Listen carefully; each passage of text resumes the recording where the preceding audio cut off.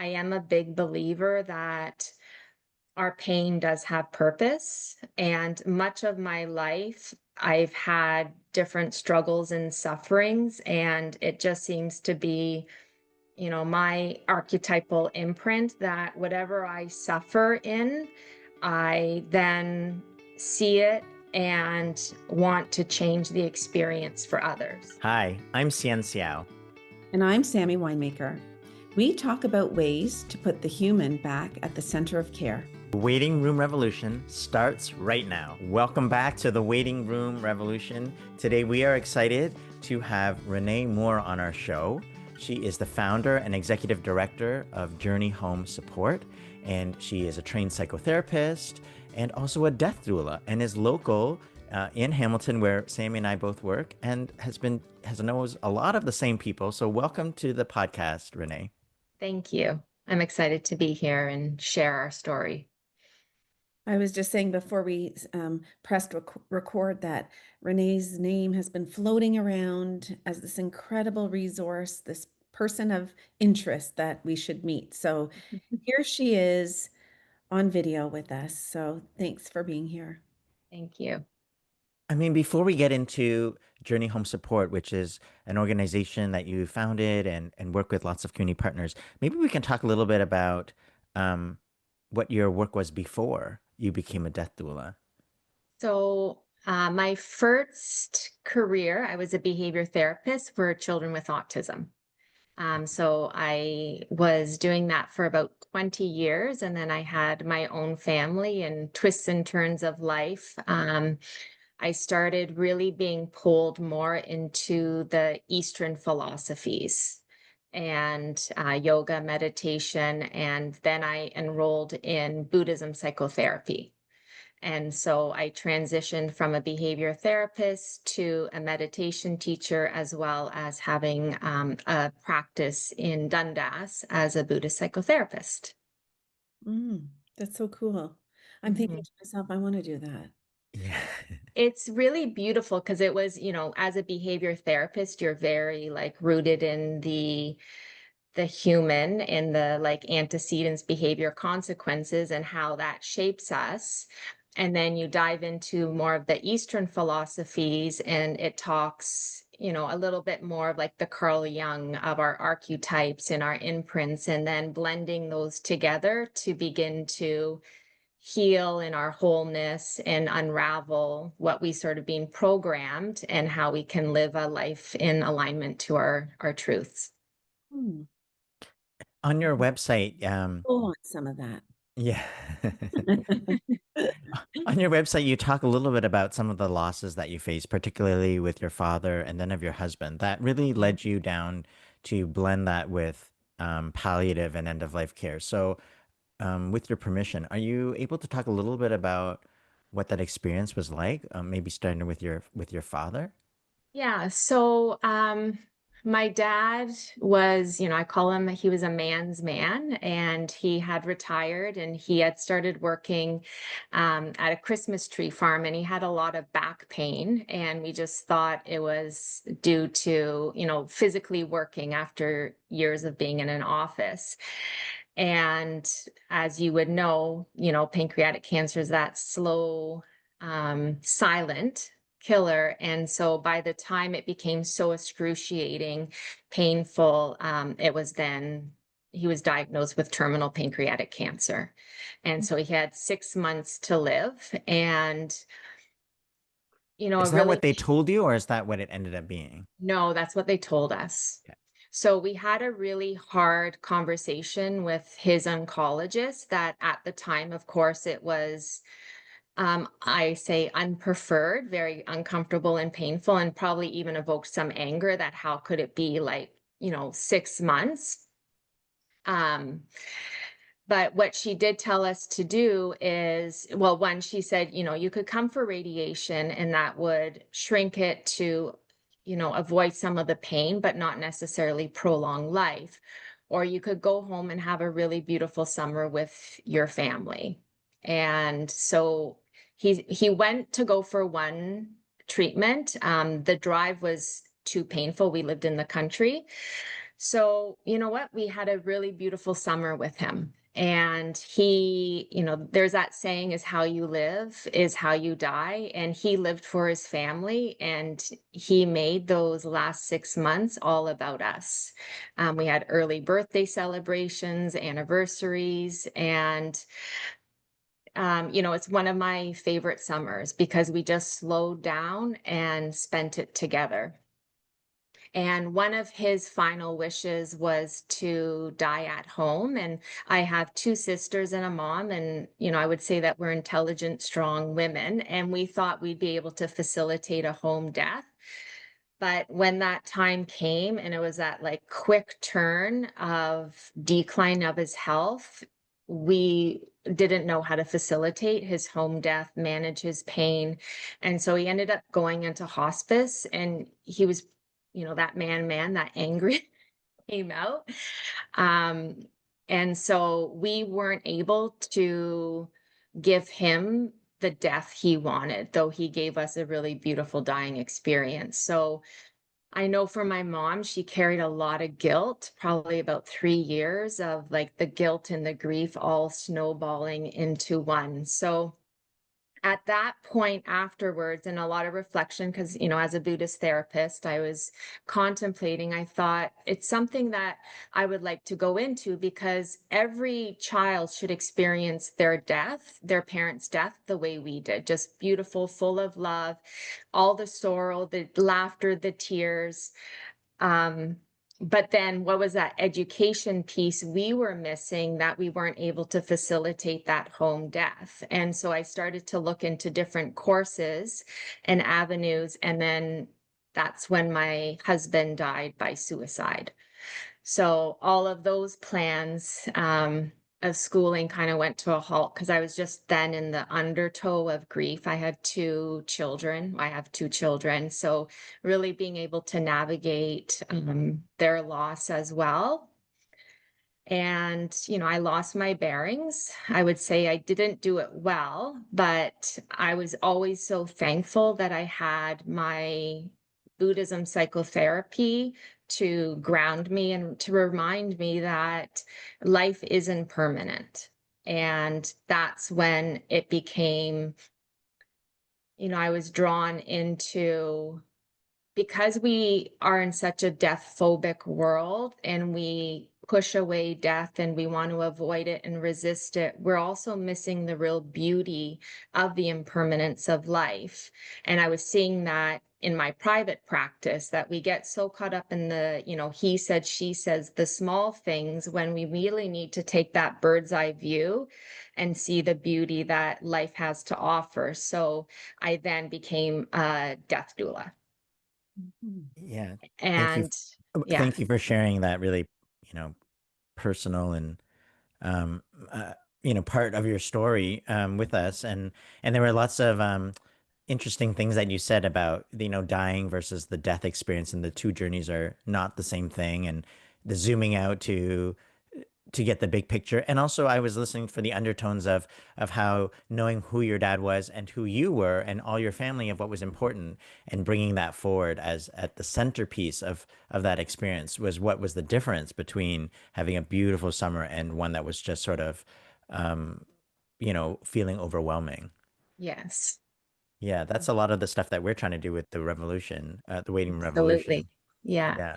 We grew up in the country, as I said, and we went to a church. And I remember as a little girl, somebody was dying and my dad would go cut their lawn, or my mom would make meals for them. And then, at the funeral, there'd be a little luncheon downstairs, and the kids would be like running up and down the pews, and there would be a coffin in the front. And it was really like a community event. And I think, in the busyness of life and for many reasons, we've moved away from that. And that's one of the missions of Journey Home. And it's what, you both speak of, is that we need to come back into the community and support each other during these really challenging times. Mhm. Mhm. You know, you have credibility to speak to the difference between an anticipated Mm. death and a sudden death. We talk a lot about that in our field. Um, and I think, you might agree that most humans, because we don't really understand the dying chapter to be a normal physiologic phase of life, that we assume at some point we die suddenly. Yes. And, you know, even if it's not from suicide or trauma or accident, people's ideas about how dying happens is you just become dead one day, and skip the dying chapter. And we do a lot of teaching around how most people in North America don't die that way. They don't die suddenly. They die, you know, from some other ticket onto that train, which Yeah. is a slower process. And that I really appreciate how you mentioned the beautiful things, this ironic silver linings to an anticipated death versus one that came out of absolutely nowhere. Mhm. And so I was wondering what you thought. Have you done a lot of thinking about the two different types of grief that you've gone through with the two different types of intimate deaths you've experienced? I have. And then even working with others in the bereavement piece, it's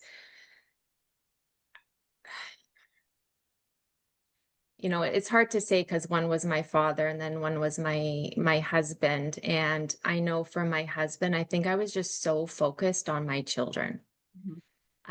They had lost when my dad was there, like both of their BFFs, and so they lost two of the most like important men in their life within a really short time. So to them, I almost see both of those deaths to be sudden. My daughter was 7 and my son was 16. So Mm. really just a shock to both of them that this like healthy man became really sick. And though it was part of that dying process, we knew there's still that cognitive dissonance that how could, 6 months he was chopping down trees and going to my son's game in Florida to now in a hospice bed. Mhm. And then with with my husband, you know, it was almost more expected because he struggled with mental illness his whole life and he was in, a pretty dark place for a while that even though it was, sudden, it wasn't shocking. Mm. Mm. I know for my mom, she did carry a lot of grief or sorry, guilt because she wasn't able to give my dad those that final wish. I saw my dad's death to be or dying experience to be really beautiful, rooted in love and compassion. Um, That's it strikes me that so many people put so much emphasis on where the person dies, and not as much emphasis on what did the dying look like. The yes, dying is such a much bigger chunk of it than where a person becomes dead, right? yes, So, like when I hear your story, the dying experience was beautiful. Where one ultimately becomes dead, um, okay, for me is neither here nor there, but I appreciate that that's not the same for yeah, everyone. Um, but I typically tell people, you did the best that you could with the information that you had at the time you had to make a decision. yes, And hindsight can play tricks on our minds, but if you didn't have the proper education, explanation about what to expect as things unfolded in the last couple of weeks, days, or hours of pancreatic cancer, what family wouldn't be terrified to keep someone at home, hmm, especially if you anticipate and have already experienced a large degree of pain and suffering? Um, so it sounds to me like you guys made the right decision at the time. Um, absolutely. I think, my my mom, I don't know if you're aware of, there's this map of consciousness. It was from Dr. Hopkins, and he measured the emotions of frequency, and guilt and grief are like 10 hertz away from each other. And I often see this in the bereavement is that we are so unfamiliar with the emotion of grief that we quickly then tie it into guilt because as a human, we're more familiar with guilt than we are with grief. And so I often try and get people to separate the two, but you're absolutely right. It's, knowing we did the best with what we knew. Yeah, because like that dying sounds like sign me up. It Um, was so beautiful. And you know what, Sammy, it's interesting you say that because one of the things I focus on at Journey Home is that the moment we are born, we are dying. mhm. And so isn't all of our life the dying process? And that's the wisdom and the beauty that when we come into full death acceptance that one day I'm going to die, it doesn't then matter where I have that dying place because my whole life has been the dying experience and I've leaned into it and made it beautiful and fun and passionate and Mhm. peaceful. We talk about upstream. That's really upstream from the day you're born. Um, but I love that. Um, Can I ask, like, so these experiences, obviously, like you were saying, you were grieving, and how did that convert? What was the moment or the fuel that led you to become a death doula and change your whole um work, really, your whole life in a way of what Yeah. you're doing, your mission, and align these two? Because there's a step in there of turning that sadness into maybe purpose, if I can say Yes. that. Yeah. So I think I was just in survival mode for the longest time. And it was really in the pandemic when life got quiet. I was still doing my practice online, but going out in the world and all the distractions weren't there. So I went into a really strong practice of meditation. Mm. And it was during the meditation pieces that, I was being called to look at dying. I didn't even know what a death doula was. I was just on court, like what's available to me during this time of solitude and stillness that the world was given.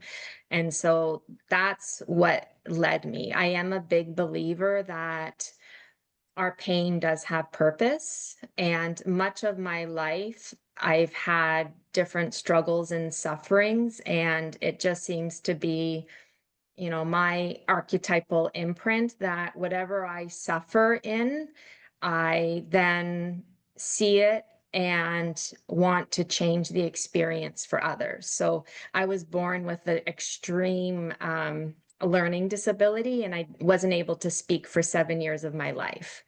Wow. And, I'm stubborn and dedicated or disciplined, learned to talk, learned to function in this world.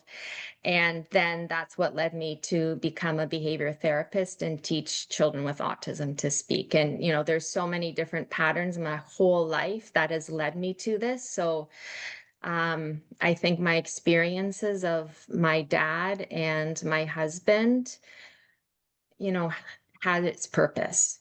Or I Mhm. certainly I wanted to give it purpose that their death wasn't going to be in vain, especially my husband's. I didn't want that to be unnoticed because of all the stigma that goes around it. So becoming a private death doula, my girlfriend, from the nicest way, we're just having a simple conversation one day, and she said, "Oh, so you're a death doula for the privilege." mm, And that didn't sit so well with me because she was right, because only those that had then financial stability could then hire me and I could give them this beautiful death that or dying experience. And so I'd gone away and I'd come back and I was talking to my brother-in-law and sister, and they said, "Why don't you start a charity then? If it's something that you believe in, offer it to the community."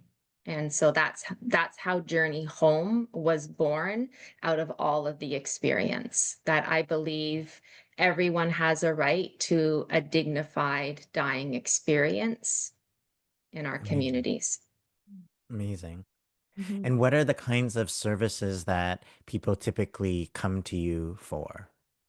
So we have the education and advocacy piece. So that was the piece that we were missing. So we bring in speakers to how to facilitate a home death. What does the dying process look like?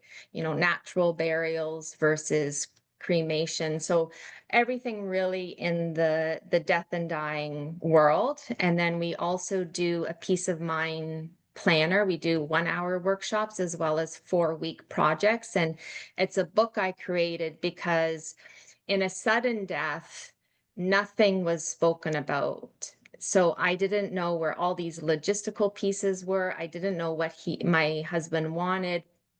And so a lot of suffering was not being organized. So I've created this booklet, and then it's an opportunity, to keep everything organized for your loved ones after you die.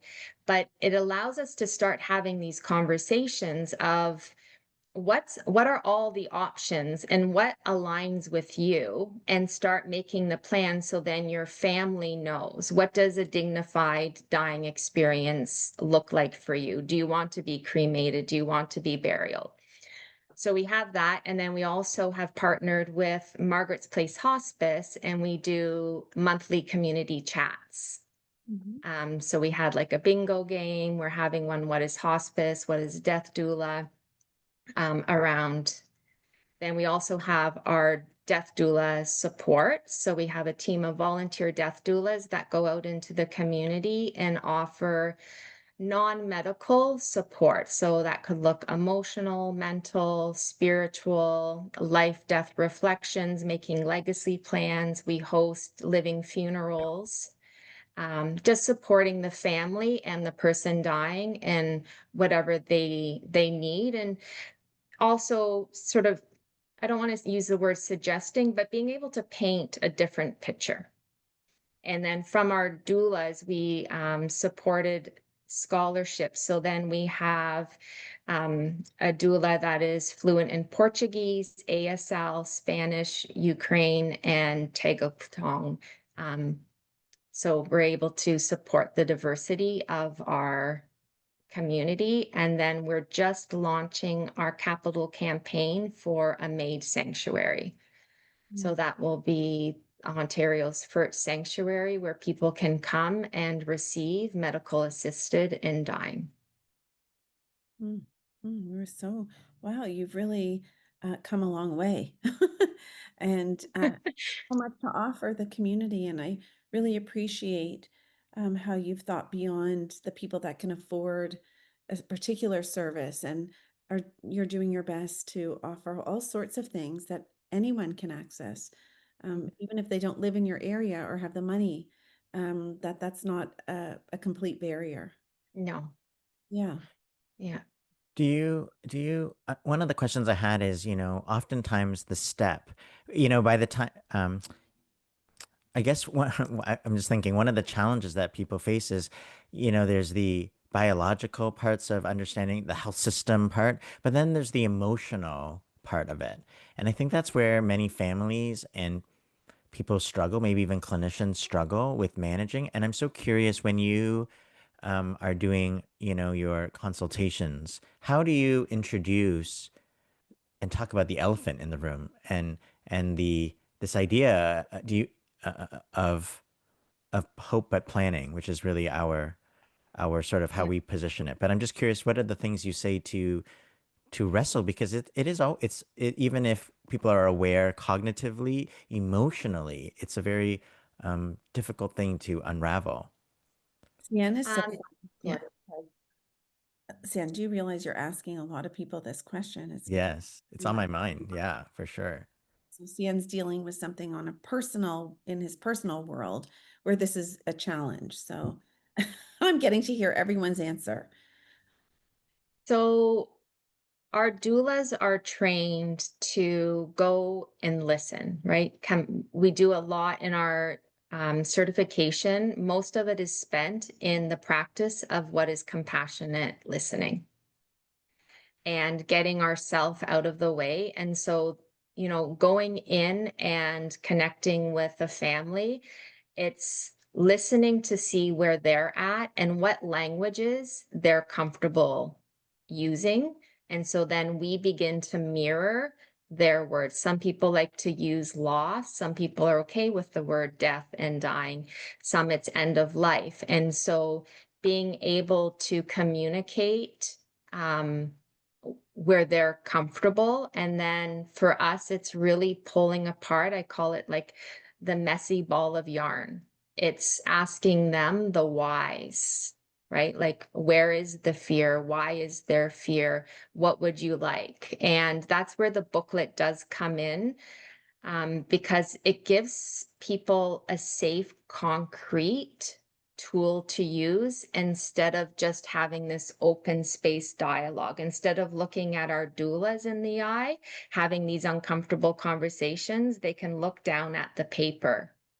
And sometimes we know with journaling, putting a pen to paper is a bit easier than having these open heart, vulnerable conversations.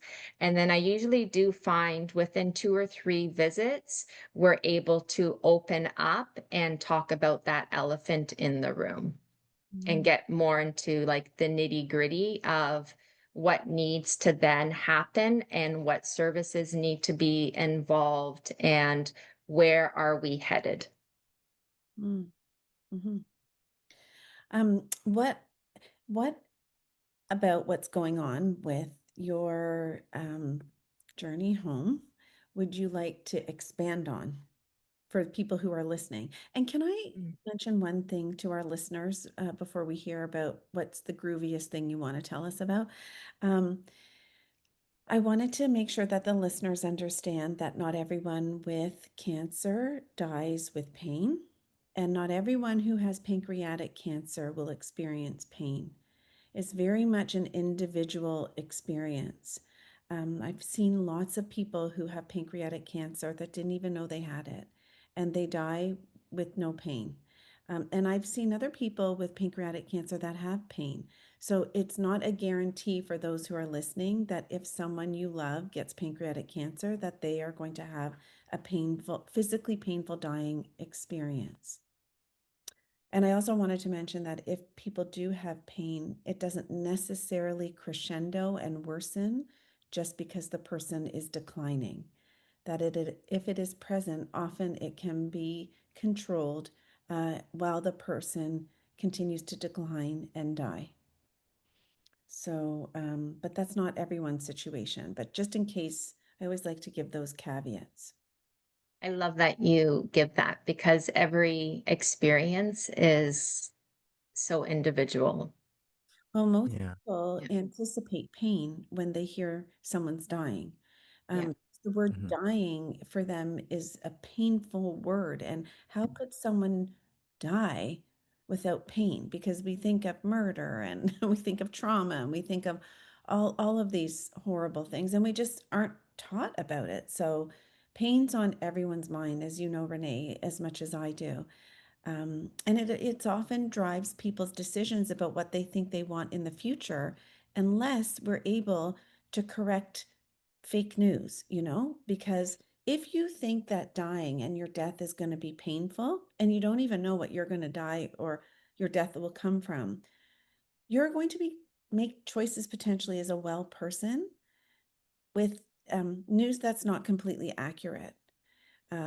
So I just like to make sure that that our listeners understand these things. But I'm really so sorry that your father's experience was a painful one. I've seen Mhm. that too. And that your husband was suffering as well. So both of them had a high degree of suffering. Yes. Mm. Yeah. Yeah. And that makes grieving more complicated. Yeah. I mean, as you were talking, Renee, about the ways, I found that really interesting about the compassionate listening. And I know I know Sammy asked the question and then Are you done? You wanted to yeah. ask? So let's go back before I ask mine. Are there Sure. things about Journey Home, um, that you wanted to share with the listeners or talk more about?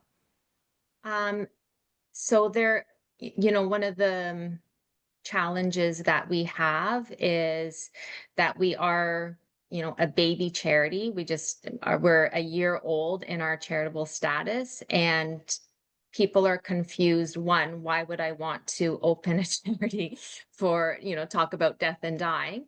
Um, but also to clarify, our services are free. So we operate as, most charities through donations, fundraisers, grants. My sister had then her passion project is she opened a thrift store under Journey Home. So she's in Toronto called Second Journey Thrift, and all of their profits support our services in the community. Mhm. Amazing. Yeah. Yeah, Sure. and that was actually born out of her pain. Is my dad, my husband, and then her father-in-law died, and she was really left with the organization of stuff.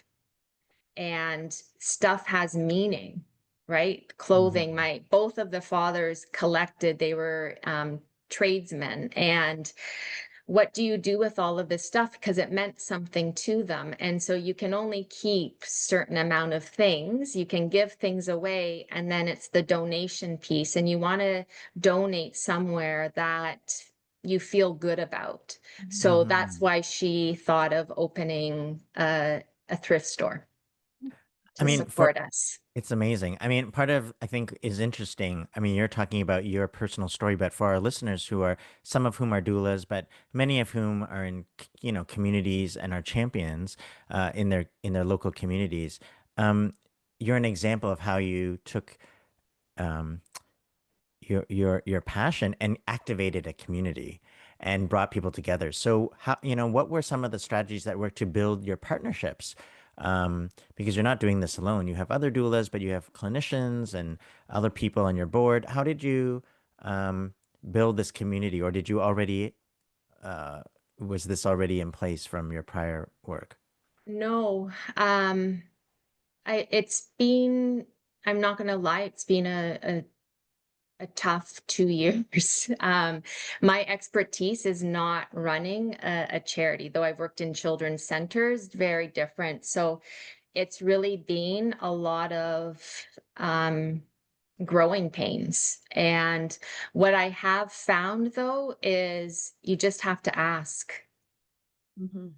We do live in like such a beautiful community, and there are more people willing to support in all different ways than not. I Mhm. think it's just being clear in the message of what we're offering, who we are, and people step forward and people say yes when asked.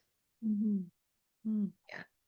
So to go back to your question, Sammy, I think the one is because we're focusing now on launching that capital campaign to open a MAID sanctuary.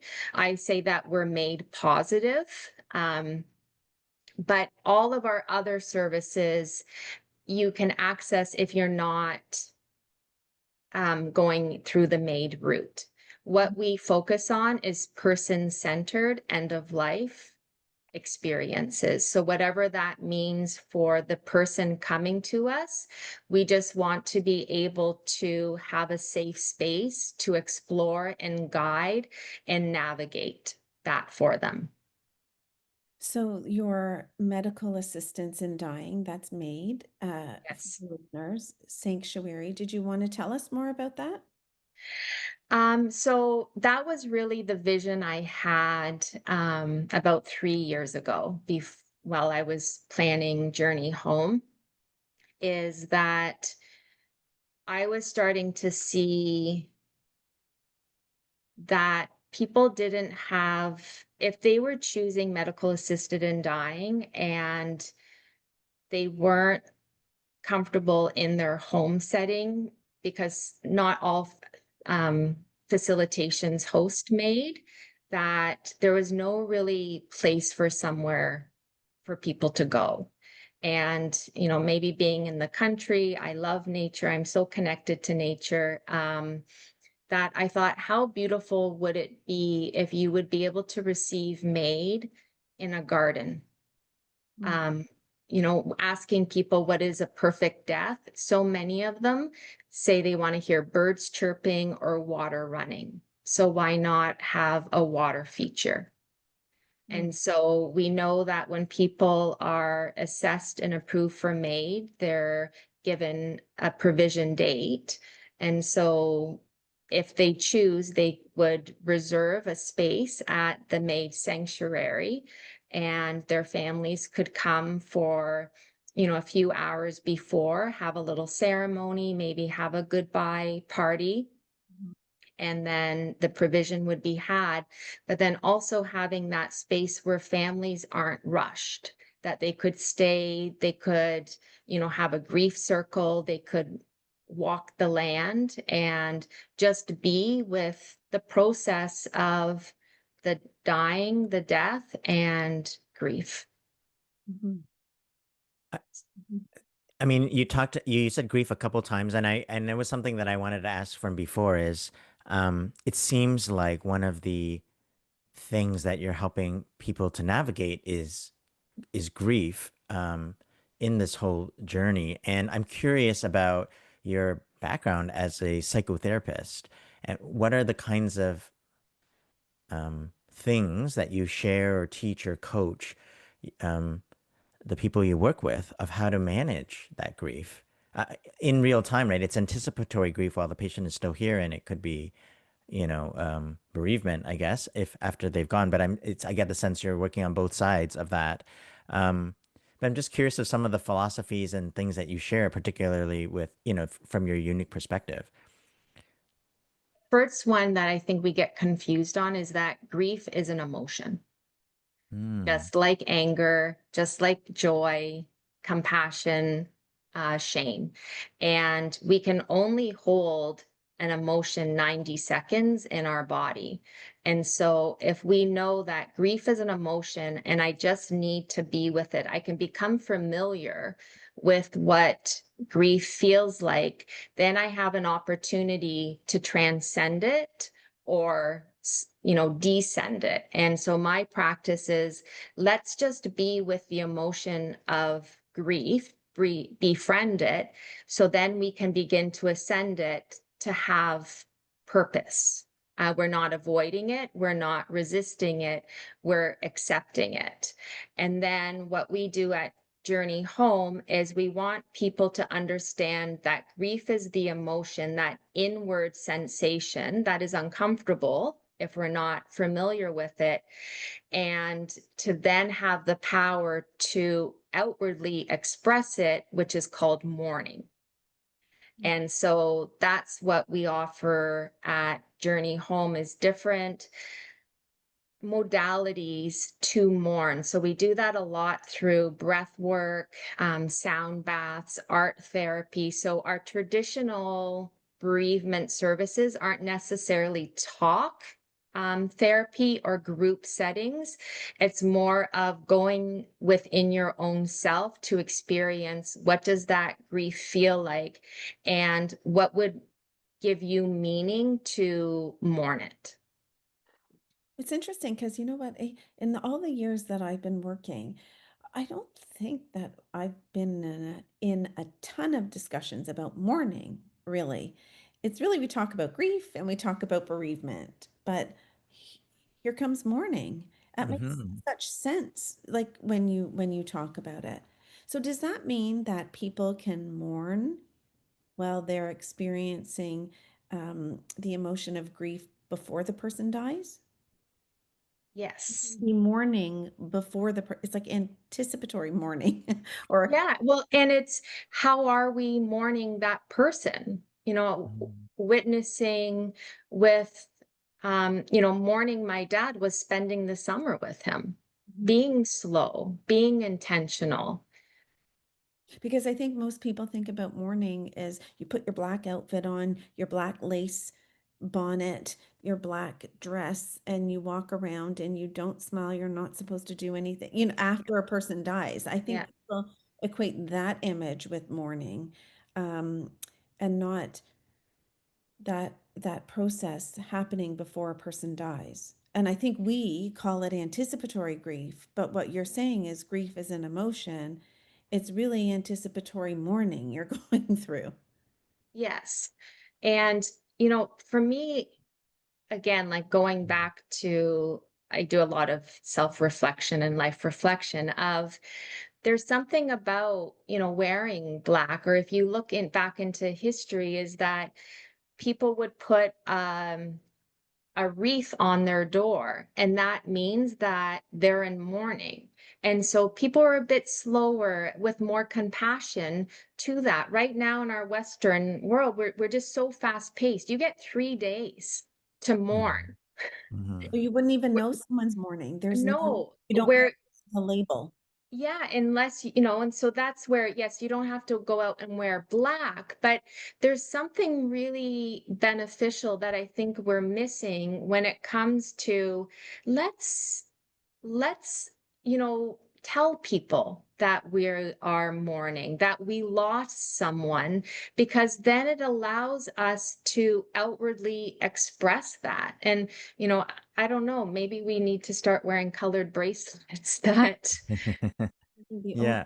only Wait, one. can oh, sorry, Sammy. Can I follow up? Because you said that when people, um, they sit with that emotion and then maybe they express it to their loved ones, like, I'm really sad that, or what have you, or they say, this is really hard. This is very painful. I find sometimes the family doesn't know what to do with that and then switch to trying to be cheerleaders and go, oh, don't worry, it'll be okay. And so Mhm. that's kind of the opposite of sitting with the feeling. I mean, I'm always curious, are there any strategies that you teach for people to receive that emotion, um, that isn't, you know, just uh just being overly toxic positivity Yeah. in a way and just avoiding it and just trying to shift it back, like how does Yeah. one sit with that and but not make it just about being sad? Well, and that's where that, and like our full name is Journey Home for Empowered Living and Dying, because for me, it's not separate, right? Death is not separate from life. As the moment we are born, we are dying. And it's we're uncomfortable. We don't like to be uncomfortable as humans. It's, our DNA instinct of our nervous system, but I think we've gone overboard. So any uncomfortable feeling, we just like push it aside or outwardly react. Where that empowered living piece is teaching people to just sit in the stillness, right? Going back to meditation, just sit in being able to be uncomfortable and process it. The one thing I do want to address is for my husband's death, I actually stopped telling people, not because of their reaction of it's going to be okay, is because they would look at me and give me this really sad, oh, face. And I'm not that person. Like, I don't like to like have people feel sorry for me. And so I retreated within. And probably for about 3 years, people didn't know my husband died or even died by suicide because I just couldn't take people looking at me and feeling sorry for me. Mm, So I do focus a lot on how to respond. And I think how to respond is just, again, go back to compassionate listening. Maybe it's not saying anything at all. What I was going to say. mm-hmm. You don't have to say anything. You can just No, thank you. a hug, or maybe they're not huggers, but Mm. it's it's important. The one thing I loved about the Buddhism study is that he taught us that there's four unavoidable pains to life, which is death, disappointment, illness, and loss. And when we truly are able to sit and accept all of those, we begin to surrender to the truth. And surrender doesn't mean submit or give up. It means to open up in these challenges. And when we can say and accept these are the four truths to being alive, we can then begin to have a little bit of grace towards ourselves and others and what they're going through. Life is hard. It's challenging. It has its like ups and downs, but it's also full of beauty and love. And that's what we want to remind people when they come to Journey Home. Mm. And if dying is the last thing we do, let it be in the hands of love and compassion and reflective of the life you lived. Mhm. I love it. Yeah, I think you're an example of what we hope people in communities everywhere can be doing, going back to this public health palliative care approach and compassionate communities and really activating it, but focusing on love, person-centered care, and that dying is a natural part of this, and it can be community-based and relational. So it's been a pleasure to talk to you, Renee. Is there something that you are proud about in the past several years, a story or something that we want to end the podcast on? My mom had become a death doula, and our last client we had was Ukrainian. And so my mom was able to speak Ukraine. She and I walked that path together, and it was really beautiful on a personal level to witness my mom nurse someone in such love and grace. So that's where I sit with a lot these last few weeks in reflection of you just, you don't know where life is going to take you. And even in the challenges, there's a lot of beauty and peace to be had. And I just want to say that, the work that you both are doing is really beautiful in giving people the language and the knowledge and the confidence to ask and to find different ways to be experiencing these hardships in life. Mm. Yeah, we're working in the same space, I think. We are, yeah. And I think it's beautiful when I really look back at or zoom out at, I'll just say for the greater Hamilton area, we have so many beautiful supports and services that are walking with people on this journey. Hmm. We are resource rich that way, which is We beautiful. are. That's a good way to say it. While we were just winding down, I texted, sorry for being rude, CN, that I think I know what his next step needs to be. I think that he should become a death doula. I really Oh, do. Because you know what? He has learned so much by sponging it up alongside the work that I do, and all the conversations we've had. Yet still, he finds himself sometimes a little bit stuck, but mm. also very interested in it. Like, Curious. Yeah, I'm coming love from it. Love curiosity. it. And anyway, I've learned more from him about other things, but that aside, I think CM would be a great death doula. I think you would. Okay, well, you have to reach out to me after. Yeah, Yeah. yeah. You're on your way, CN. Yeah, it's a great Good idea. job. Renee, thank you so much for joining our podcast today. Thank you for inviting me. It was lovely to connect with both of you. Yeah. Thanks for listening. Our workbook, Applying the 7 Keys for Navigating a Life-Changing Diagnosis, is available now at all online bookstores.